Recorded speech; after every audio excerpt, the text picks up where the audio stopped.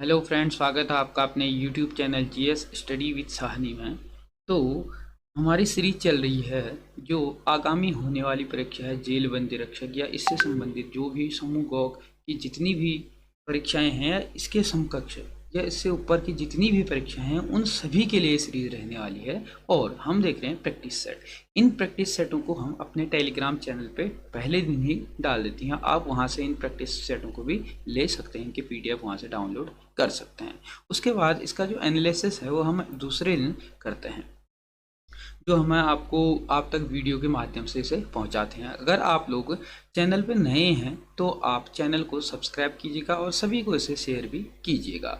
तो कल पिछली वीडियो में हमने यानी कि प्रैक्टिस सेट जो 4 था उसमें हमने देखा था कि जो हिंदी भाषा है उसका विकास है, उसका जो इतिहास है, इससे संबंधित जितने भी प्रश्न हैं, जितने भी प्रश्न आते हैं एग्ज़ाम में, उन सभी को कवर किया था। यानी कि हिंदी का जो इतिहास है उसका पूरा का पूरा हमने उसमें कवर कर लिया था। अगर आप लोगों ने वो चैनल की वीडियो नहीं देखी है तो उसे आप डिस्क्रिप्शन पे जाकर के देख सकते हैं। उसका लिंक भी मैंने दे दिया है और प्ले लिस्ट में जाकर के आप वहाँ से देख सकते हैं। तो आज हिंदी भाषा में जो रहेगा वह रहेगा वर्णमाला। ठीक हो गया। तो जो आज हम देखेंगे वह देखेंगे वर्णमाला को, और उसके अलावा हम वर्णमाला से संबंधित जितने भी प्रश्न लगभग पेपरों में आते हैं उन सभी को यानी कि पूरे के पूरे वर्णमाला को हम इस के माध्यम से कवर कर लेंगे। तो वीडियो में अंत तक जरूर बने रहिएगा और चैनल को सब्सक्राइब भी जरूर कीजिएगा। तो आज का हमारा टॉपिक रहेगा वर्णमाला का। जो क्या वर्णमाला का आज का हमारा टॉपिक है, तो आप अंत तक बने रहिएगा। तो शुरू करते हैं सबसे पहले कि भाषा की सबसे छोटी इकाई है। तो भाषा की सबसे छोटी इकाई होती है क्या? वर्ण। तो ऑप्शन डी इसका सही उत्तर हो जाएगा। सबसे छोटी इकाई होती है वर्ण, जिसको हम क्या कहते हैं? ध्वनि भी कहते हैं।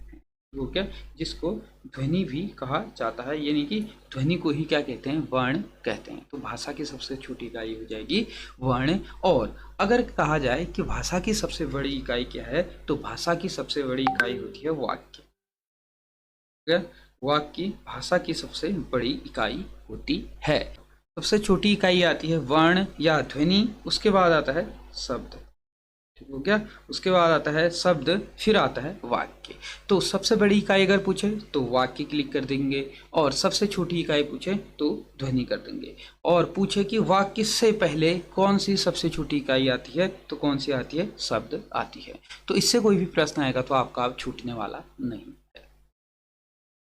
उसके बाद है वर्णमाला कहते हैं। तो वर्णमाला किसे कहते हैं? तो वर्णों के जो व्यवस्थित समूह हैं उस समूह को हम क्या कहते हैं? वर्णमाला कहते हैं। तो ऑप्शन डी इसका सही उत्तर हो जाएगा। वर्णों के व्यवस्थित समूह को ही क्या कहा जाता है? वर्णमाला कहा जाता है। अब व्यवस्थित समूह कह रहे हैं हम, व्यवस्थित कैसे होता है? जैसे हम लिख रहे हैं ओ लिख रहे हैं, ओ के बाद हम क्या लिख रहे हैं? आ लिख रहे हैं, उसके बाद लिख रहे हैं छोटी, उसके बाद बड़ी। मतलब एक व्यवस्थित तरीके से लिख रहे हैं। अगर हम इसके ही बदले अगर लिख दें ओ, उसके बाद लिखें ई, उसके बाद ऊ लिख दें, फिर ए लिख दें, तो ये कोई मतलब क्रम नहीं है। ठीक हो गया। यानी कि एक सीक्वेंस से हम जिसमें लिखेंगे वर्णों को, उसी को क्या कहा जाता है? वर्णमाला कहा जाता है। उसी प्रकार से व्यंजनों के लिए है क्या है? पहले क आता है, फिर उसके बाद ख आता है, फिर गौ आता है, फिर घ आता है। अगर हम इसकी जगह पहले ख लिख दें, फिर क लिख दें, पहले गौ लिख दें या पहले घ लिख दें, मतलब अलग अलग इधर उधर का इधर अगर कर दें, तो वो व्यवस्थित समूह नहीं होगा। यानी कि इसका एक सीक्वेंस से वह नहीं होंगे। तो वर्णमाला उसे ही कहा जाता है जो क्या होता है? एक व्यवस्थित, जिसका एक समूह होता है। तो ऑप्शन डी इसका सही उत्तर हो जाएगा। तो आप इसे अच्छे से समझ गए होंगे। उसके बाद नेक्स्ट प्रश्न है कि निम्नलिखित में से कंठ्य ध्वनियां कौन सी हैं?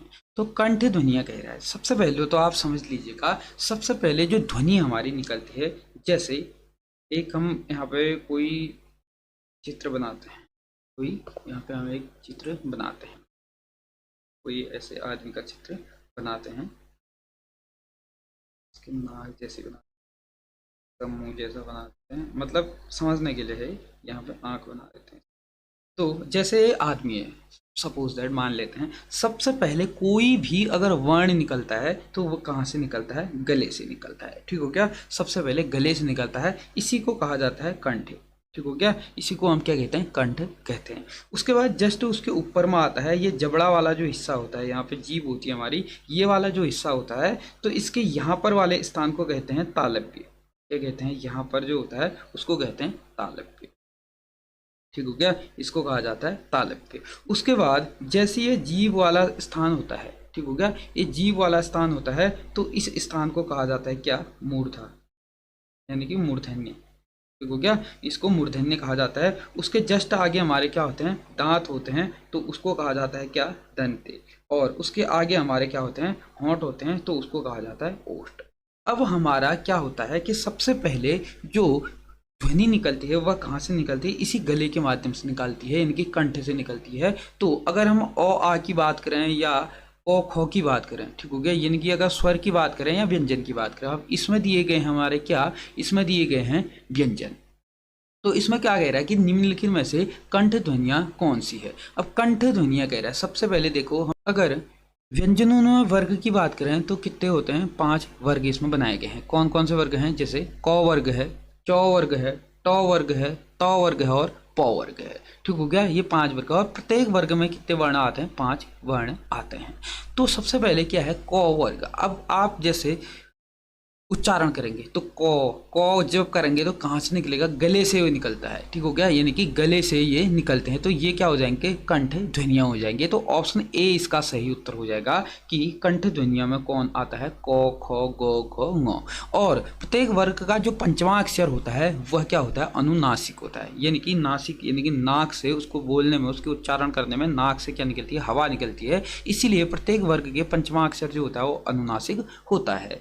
तो क वर्ग जो होता है वो कहाँ से निकलता है, कंठ से निकलता है। उसके बाद आता है च वर्ग। अब च वर्ग का आता है च, क के बाद गले, मैंने कहा था ना, यहाँ से हम शुरू करेंगे, गले से शुरू करेंगे, होंठों तक वो आएंगे। ठीक हो गया, क वर्ग जो आएगा वो कहाँ से आएगा, कंठ के।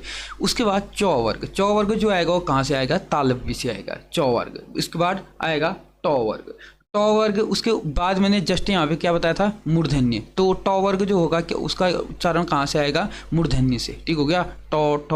आप जब ट ठ करेंगे तो जीभ का जो ये वाला हिस्सा होता है ये हमेशा थोड़ा सा आगे वाला जो हिस्सा होता है वो ऐसे मुड़ता है। ठीक हो गया, ऐसे पीछे को मुड़ता है, इसलिए उसको मूर्धन्य कहा जाता है। तो ट वर्ग जो आता है वो कहाँ से आएगा, मूर्धन्य। उसके जस्ट आगे क्या होते हैं, दांत होते हैं। तो दांत होते हैं, तो जो त वर्ग होगा, त वर्ग कहाँ से निकलेगा, दंत से निकलेगा। और उसके जस्ट आगे होते हैं होंठ, तो होंठ प वर्ग जो होता है वो ओष्ठ से निकलेगा। तो आपको वर्ग में प्रत्येक जो उसका उच्चारण स्थान है वह भी आप इसमें देख लिया होगा, उसको भी आप कभी नहीं भूलेंगे। ठीक हो गया, कहाँ से स्टार्ट करेंगे, गले से स्टार्ट करेंगे और ख़त्म कहाँ पर करेंगे, होंठों पर ख़त्म करेंगे। अब आप लोगों को इतना पता होना चाहिए, गले को कहते हैं कंठ, जस्ट उसके ऊपर पे यानी कि जबड़े का पीछे वाला जो हिस्सा होता है उसको कहा जाता है तालव्य। अगर जीभ का हिस्सा पीछे को मुड़ रहा है तो उसको कहा जाता है मूर्धन्य। उसके जस्ट आगे दांत होते तो दंत, उसके जस्ट आगे होंठ होते हैं ओष्ठ। इसको आप समझ गए होंगे।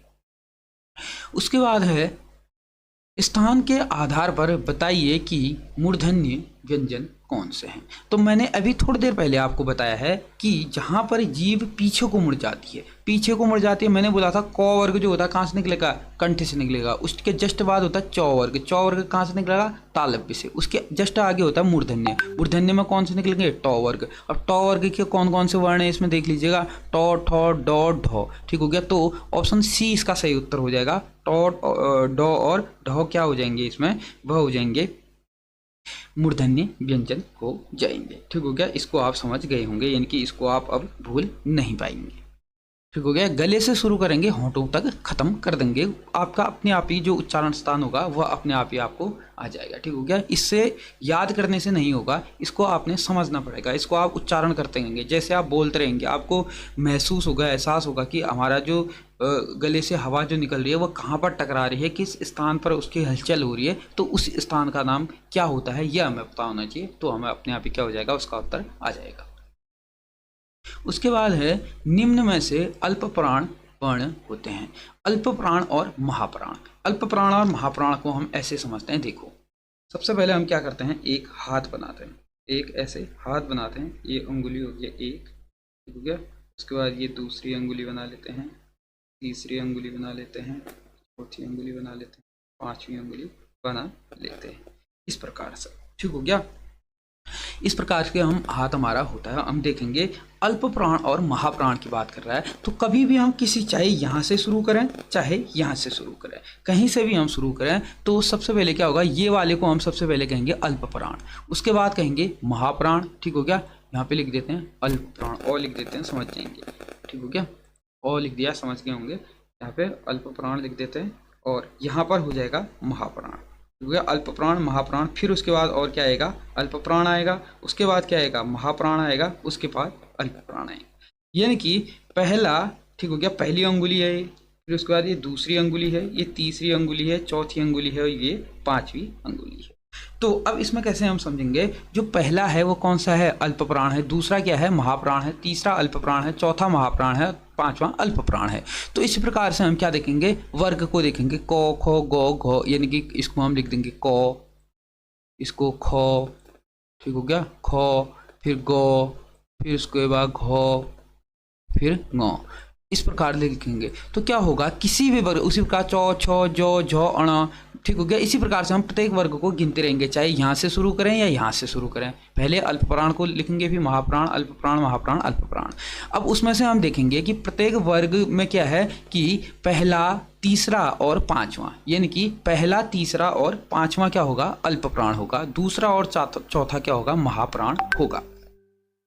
अब इसमें हम देखते हैं कि जो अल्प प्राण है वह क्या है। ठीक हो गया, तो हमने क्या कहा, पहला और तीसरा क्या होगा, अल्प प्राण होगा, और पांचवा भी अल्प प्राण होगा। पहला और तीसरा कह रहा है, पहला क्या है, को अल्प प्राण है, खो गो, गो क्या है, अल्प प्राण है। तो इसका सही उत्तर क्या हो जाएगा, ऑप्शन 20 का सही उत्तर हो जाएगा कि क्या है, को और गो क्या है, अल्प प्राण है। उसी प्रकार से फो और धो क्या है, महाप्राण है, फो और हो ये भी क्या है, महाप्राण है। तो अल्प प्राण इसमें सिर्फ और सिर्फ क्या है, सिर्फ और सिर्फ को और गो इसमें अल्प प्राण है। ठीक हो गया, अल्प प्राण महाप्राण भी शायद ही अब आप कभी भूल पाएंगे। उसके बाद है, निम्न में से नासिक्य व्यंजन कौन सा है। अब अभी थोड़ी देर पहले मैंने आपको बताया था, प्रत्येक वर्ग का पांचवा वर्ण क्या होता है, हमेशा अनुनासिक या नासिक्य होता है, कहा था। अब इसमें हम देखते हैं कि प्रत्येक वर्ग, जो पौ है, पौ तो क्या है, पहला ही वर्ग है, तो ये नहीं होगा। उसके बाद यूं है, यूं है, चौ छो जो झो यूं, तो यूं जो है वह पांचवा वर्ग है और यह हमेशा क्या होता है, अनुनासिक होता है। सीधी सीधी आपको आ गया है, आपको इसमें किसी भी प्रकार के हलचल करने की आवश्यकता नहीं है। ऑप्शन 20 का सही उत्तर हो जाएगा कि नासिक के व्यंजन कौन है, यूं। ठीक हो गया, यानी कि अब आपको मैंने जो चीज़ें बताई हैं, अगर उस चीज़ को आप अगर समझ जाते हैं तो उससे क्या होगा कि कभी भी आपके जो प्रश्न अगर इनसे वर्णमाला से आएंगे तो कभी भी गलत नहीं होंगे। नेक्स्ट है, ए ऐ वर्ण क्या कहलाते हैं। तो ए ऐ, अब सबसे पहले समझ लीजिएगा, हमने व्यंजनों का तो समझ लिया है कि जो उच्चारण स्थान है कहाँ कहाँ होता है, तो अब स्वरों का भी हम इसमें समझते हैं। हमने बात करी है, चाहे स्वर हो या व्यंजन हो, क्या होगा, गले से स्टार्ट होगा और होंठों तक आएगा। तो सबसे पहले हम ओ आ की बात करते हैं। ओ और आ की अगर बात करें तो ओ आ सबसे पहले कहाँ से होगा, कंठ से होगा। और आ कहाँ से आएंगे, कंठ से आएंगे। ठीक हो क्या, कंठ से आएंगे। उसके बाद जबड़े का पीछे वाला हिस्सा है, इसको कहते हैं क्या, तालव्य। ठीक हो गया, मैंने अभी बताया था इसको क्या कहा जाता है, तालव्य कहा जाता है। कौन सा वाला हिस्सा, जबड़े का ये पीछे वाला हिस्सा। उसके बाद ये आगे वाला यहाँ पे क्या कहा था मैंने, मूर्धा कहा था। उसके बाद दंती और ओष्ठ कहा था। ओ आ जो आएंगे वो कहाँ से आएंगे, ओ आएंगे कंठ से। ठीक हो गया, उसके बाद ई जो आएंगे वो आएंगे तालव्य से। और ऊ कहाँ से आएंगे, ओष्ठ से आएंगे। ऊ कहने में हमारे होंठ गोल हो जाते हैं तो उसको कहते हैं क्या, उसको कहते हैं ओष्ठ। उसके बाद री बोलने में हमारे जो जीव है वो जीव का पीछे वाला हिस्सा, आगे वाला हिस्सा ऐसे पीछे को मुड़ जाता है तो इसको कहा जाता है मूर्धन्य। उसके बाद आता है ए और ऐ। ए और ऐ को बोलने में कंठ और तालव्य, ये वाला हिस्सा और ये वाले हिस्से, इन दो चीज़ों का क्या हो रहा है, मेल हो रहा है, यहीं से हवा टकरा रही है तो इसको कहा जाता है क्या, कंठ तालव। ठीक हो गया, तो इसका सही उत्तर जो हो जाएगा वह क्या हो जाएगा, कंठ तालव हो जाएगा। ऑप्शन डी इसका सही उत्तर हो जाएगा। उसके बाद ओ आता है तो ओ का क्या होता है, कंठ और ओष्ठ आता है, ओ का उच्चारण स्थान। तो स्वरों का भी आप समझ गए होंगे। उसके बाद बात करते हैं कि निम्नलिखित वर्णमाला में अयोगवाह वर्ण कौन से हैं। तो वर्णमाला में जो अयोगवाह वर्ण हैं वह हैं स्वरों में जो अंत में होते हैं अंक और अह, इनको कहा जाता है अयोगवाह। और जो इनको अयोगवाह की कैटेगरी में जिसके द्वारा रखा गया है वह रखा गया है किसके द्वारा,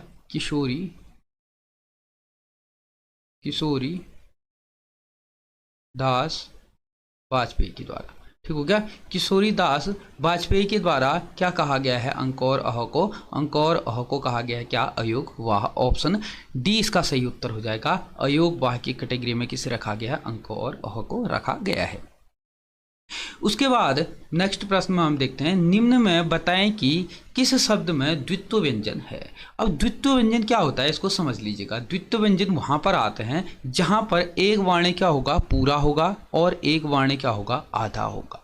जैसे क और क वर्ण एक ही होना चाहिए, एक उसमें क्या होगा, आधा होगा, एक पूरा होगा, और एक ही वर्ण होना चाहिए, अलग अलग नहीं होना चाहिए। ठीक हो गया, वहां पर कौन सा आएगा, द्वित्व व्यंजन आएगा। जैसे इसमें क्या है, दिल्ली। ठीक हो गया, तो इसका यही उत्तर है ऑप्शन सी, दिल्ली में क्या है, द्वित्व व्यंजन है। देख लीजिएगा, लॉ और लॉ क्या है, आधा लॉ और पूरा लॉ है। ठीक हो गया, लॉ में ई की मात्रा पड़ी हुई है, तो ये दिल्ली में क्या है, द्वित्व व्यंजन है। तो इसका सही उत्तर क्या हो जाएगा, ऑप्शन सी इसका सही उत्तर हो जाएगा। ठीक हो गया, यानी कि एक ही जो वर्ण है, यानी कि एक ही, या व्यंजन हो या स्वर हो, एक ही हो। ठीक हो गया, स्वर तो नहीं होंगे, व्यंजन ही इसमें होंगे, तो एक ही व्यंजन क्या होगा कि दो बार आएगा। ठीक हो गया, पहले आधा आएगा फिर पूरा आएगा, उसी को कहा जाता है क्या, द्वित्व व्यंजन। उसके बाद नेक्स्ट प्रश्न है, तालव्य श, यहाँ पे होगा मूर्धन्य स, मूर्धन्य स, दंती स और ह कौन से व्यंजन कहलाते हैं। तो ये व्यंजन कहलाते हैं क्या, संघर्षी व्यंजन। ऑप्शन सी इसका सही उत्तर हो जाएगा। अब इसको हम समझते हैं कि सबसे पहले जो 5 वर्ग आते हैं उनको कहा जाता है स्पर्शी व्यंजन। ठीक हो गया, उसको क्या कहा जाता है, उसको कहा जाता है स्पर्शी व्यंजन। और उसके बाद आता है क्या, यो, रॉ, लॉ और व। यो, रॉ, लॉ और व, इनको कहा जाता है अंतस्थ व्यंजन। ठीक होगा, यो, रॉ, लॉ और व को कहा जाता है अंतस्थ व्यंजन। अंतस्थ व्यंजन की जो डेफिनेशन है वह यह है कि जब हम वर्णों के उच्चारण में जो हवा होती है वह हवा अंदर ही रह जाती है, तो उन वर्णों को कहा जाता है क्या, अंतस्थ व्यंजन। और उसके बाद तालव्य श, मूर्धन्य श, दंती श और ह, इनको कहा जाता है संघर्षी व्यंजन। ऑप्शन सी इसका सही उत्तर हो जाता है। उसके बाद है, निम्न में से बताइए कि नवीन विकसित ध्वनियाँ कौन सी हैं। तो नवीन विकसित ध्वनियाँ कौन सी है कह रहा है, तो यहाँ पे एक बिंदा होगा और यहाँ पर भी एक बिंदा होगा, तो इसको कहा जाता है नुक्ता चिन्ह। ठीक हो गया, जो नवीन विकसित ध्वनियाँ हैं वह ख और ग के नीचे अगर ऐसे बिंदा होगा तो उसको नवीन विकसित ध्वनियाँ कहा जाता है। तो ऑप्शन ए इसका सही उत्तर हो जाता है। और ये जो शब्द होते हैं अरबी और फारसी भाषा के शब्द होते हैं। उसके बाद है, निम्न में से कौन सा घोष वर्ण है। ठीक हो गया, अब घोष और अघोष, सघोष और अघोष को आप समझ लीजिएगा। सबसे पहले क्या होता है, वर्ग का पहला और दूसरा जो वर्ण होगा वह हमेशा क्या होगा, अघोष होगा। क्या होगा, अघोष होगा। और अघोष और सघोष में क्या डेफिनेशन है इसकी, समझ लीजिएगा। जिन वर्णों के उच्चारण में जो स्वर तंत्रियाँ होती है, जो हमारे मुंह का हिस्सा होता है, उसमें कंपन उत्पन्न हो जाता है, स्वर तंत्रियों में कंपन उत्पन्न हो जाता है, तो उसको कहा जाता है घोष। और जिनमें कंपन उत्पन्न नहीं होता है उसको कहा जाता है अघोष। इतना आप समझ गए होंगे, ये इसकी साधारण से एक डेफिनेशन है। और पहला जो किसी भी वर्ग का पहला और दूसरा जो वर्ण होगा वो हमेशा क्या होगा, अघोष होगा। और तीसरा, चौथा और पांचवा जो वर्ण होगा वह क्या होगा, घोष होगा। तो अब इसमें हम देखते हैं कि हमने कहा पहला और दूसरा तो क्या हो जाएगा, अघोष हो जाएगा। और उसके बाद तीसरा, चौथा और पांचवा वर्ण क्या होगा, सघोष होगा। तो इसमें देखते हैं ख, क, ख, ये क्या है, अघोष है। चौ भी अघोष है। प, फ, ब, भ, म, ये पांचवा वर्ण है, तो यही क्या हो जाएगा, सही का उत्तर हो जाएगा। जो अघोष वर्ण है वो कौन सा है, म वर्ण है। ऑप्शन सी इसका सही उत्तर हो जाएगा। ट, ठ भी क्या है, वर्ग का दूसरा वर्ण है। अब उसके बाद है, यहाँ पे होगा बिंदा है, ये बिंदा, यहाँ पे भी बिंदा है, यहाँ पे भी, यहाँ पे भी। तो ये कॉफ ग फ झ, ठीक हो गया, ध्वनियाँ किसकी हैं? तो ये किस भाषा की? अभी मैंने आपको बताया था अरबी और फारसी भाषा के शब्द होते हैं। ऑप्शन बी इसका सही उत्तर हो जाएगा। उसके बाद है हिंदी में मूल वर्णों की संख्या कितनी है? मूल वर्ण कह रहा है, तो हिंदी में स्वर और व्यंजन मिलाकर के जो वर्ण होते हैं वो कितने होते हैं? 52 होते हैं। और जिसमें से स्वर कितने होते हैं? मूल संख्या इनकी कितनी होती है? 13 होती है और व्यंजनों की होती है 39। तो इसमें कह रहा है कि मूल कह रहा है, तो मूल कितने हो जाएंगे? 52 हो जाएंगे। ऑप्शन सी इसका सही उत्तर हो जाता है। उसके बाद है अक्ष ध्वनि किसके अंतर्गत आती है? तो अक्ष है ये बनता है क और पेट फाड़े वाले श के योग से बनता है। तो यह क्या हो जाएगी? ये किसके अंतर्गत आएगी? यह आएगी संयुक्त वर्ण के अंतर्गत आएगी। ऑप्शन सी इसका सही उत्तर हो जाएगा, क्योंकि दो वर्णों के मेल से क्या बन रहा है? अक्ष बन रहा है। उसके बाद है हिंदी शब्दकोश में अक्ष होगा यहाँ पे। अक्ष का क्रम किस वर्ण के बाद आता है? तो मैंने कहा था क और श के मेल से क्या बनता है? अक्ष बनता है कहा था। तो इसका जो क्रम आएगा वो क के बाद आएगा। ऑप्शन ए इसका सही उत्तर हो जाएगा। उसके बाद है ज्ञ वर्ण किस वर्ण के योग से बना है? तो ज्ञ जो बनता है वह बनता है जौ और यों के मेल से क्या बनता है? ज्ञ बनता है। तो इसका सही उत्तर हो जाएगा जौ और यों। ऑप्शन बी इसका सही उत्तर हो जाएगा। जौ और यों के मेल से क्या बनता है? ज्ञ बनता है। उसके बाद है अघोष वर्ण कौन सा है? अभी थोड़ी देर पहले मैंने अघोष और सघोष के बारे में आपको समझाया। तो श जो होता है वह क्या होता है? अघोष होता है। और ह होता है क्या? सघोष होता है। जौ भी सघोष होता है और सारे के सारे स्वर सघोष होते हैं। ठीक हो गया? तो श इसमें क्या है? अघोष है। उसके बाद है घ का उच्चारण स्थान कौन सा है? तो जो घ है, घ का जो उच्चारण स्थान है, घ किस वर्ग के अंतर्गत आता है? क वर्ग के अंतर्गत आता है। और क वर्ग का उच्चारण स्थान क्या होता है? कंठ होता है। तो घ का भी क्या हो जाएगा? कंठ हो जाएगा। ऑप्शन बी इसका सही उत्तर हो जाएगा, क्योंकि आपको मैंने अच्छे से इसको समझा रखा है चित्र के माध्यम से। उसके बाद है इनमें संयुक्त व्यंजन कौन सा है? तो संयुक्त व्यंजन कौन सा है कह रहा है। तो अभी थोड़ी देर पहले मैंने आपको बताया है कि जो ज्ञ होता है वो किसके मेल से बनता है? वह बनता है जौ और यूं के मेल से बनता है। इनकी वह क्या है? संयुक्त व्यंजन है। ऑप्शन डी इसका सही उत्तर हो जाता है। उसके बाद है निम्न में से कौन सा वर्ण उच्चारण की दृष्टि से दंती नहीं है? तो उच्चारण की दृष्टि से दंती नहीं है कह रहा है। तौ वर्ग जो आता है वो किस में आता है? दंत में आता है। तौ थौ दौ धौ नौ ये तीनों की तीनों क्या है? तौ वर्ग के ही क्या है? वर्ण है। तो जो टौ है, जो टौ है, टौ का क्या है? मूर्धन्य इसका उच्चारण स्थान होता है। तो ऑप्शन डी इसका सही उत्तर हो जाएगा कि यह दंत के अंतर्गत नहीं आता है। उसके बाद है जिन शब्दों के अंत में ओ आता है उसको कहा जाता है। तो जिन शब्दों के अंत में ओ आता है उनको अकारांत कहा जाता है। अगर ई आए तो इकारांत कहा जाता है। तो इसका सही उत्तर हो जाएगा ऑप्शन डी होगा यहाँ पे। ऑप्शन डी इसका सही उत्तर हो जाएगा। अकारांत कहलाते हैं जिनके अंत में ओ आता है। उसके बाद है अक्षवर्ण किसके योग से बनता है? अभी थोड़ी देर पहले ही मैंने आपको बताया है क और श के माध्यम से क्या बनाया जाता है? अक्ष को बनाया जाता है। ऑप्शन ए इसका सही उत्तर हो जाएगा। हो गया? फिर उसके बाद है हिंदी वर्णमाला में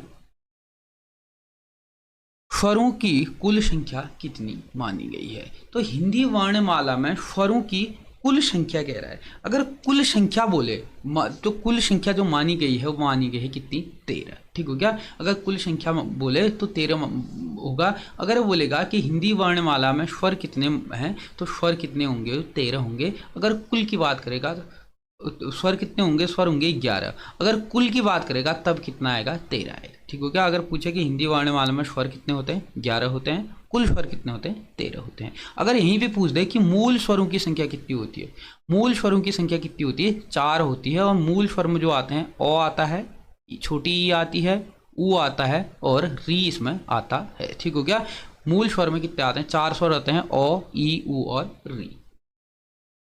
उसके बाद है हिंदी वर्णमाला में व्यंजनों की संख्या है। तो हिंदी वर्णमाला में व्यंजनों की जो संख्या मानी गई है वह मानी गई है 33। और इसमें भी जो ढ है, जो ढ और ढ, ठीक होगा, इसको जो ये ढ और ढ है, ठीक हो गया, इसको कहा जाता है उत्क्षिप्त व्यंजन या द्विगुण व्यंजन, ठीक हो गया। उत्क्षिप्त या इसको द्विगुण व्यंजन कहा जाता है। किसको? ढ, जिसके ढ के नीचे ऐसा बिंदा लगा होगा और ड के नीचे ऐसा लगा होगा, ढ के नीचे ऐसा बिंदा लगा होगा, तो उसको क्या कहा जाता है? द्विगुण व्यंजन कहा जाता है, द्विगुण या उत्क्षिप्त व्यंजन कहा जाता है।